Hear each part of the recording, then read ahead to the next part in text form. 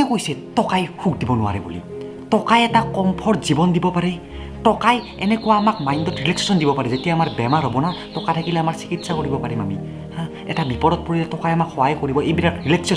এইবিলাক ৰিলেক্সেশ্যনে আমাক আল্টিমেটলি সুখ দিব। যিখিনি প্ৰয়োজনীয় টকা সেইখিনি লাগিবই আমাক সুখত থাকিবলৈ। যদি আপোনাক কোনোবাই এনেকৈ কৈছে যে টকাই সুখ দিব নোৱাৰে, টকা আজি আছে কালি নাই, পকেটৰ বস্তু টকা, এইবিলাক দুৰ্বল মানুহে কয়। তেওঁলোকৰ নিজৰ শক্তি নাই চাগে বুকুত যে টকা ইনকাম কৰিম।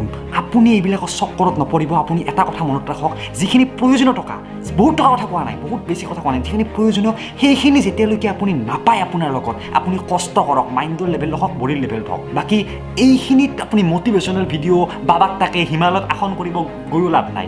তাৰ পৰা আসন কৰি যেতিয়া আহিব আৰু টকা লাগিবই। তো ফাৰ্ষ্ট টকা ইনকাম কৰক প্ৰয়োজনীয়। যদি প্ৰয়োজনতকৈ বেছি টকা পাইছে, তেতিয়া মাইণ্ডটোক ষ্টেবল কৰিব লাগিব। তেতিয়া ষ্টেবল নকৰিলে টকাই আপোনাক আৰু শেষ কৰি দিব।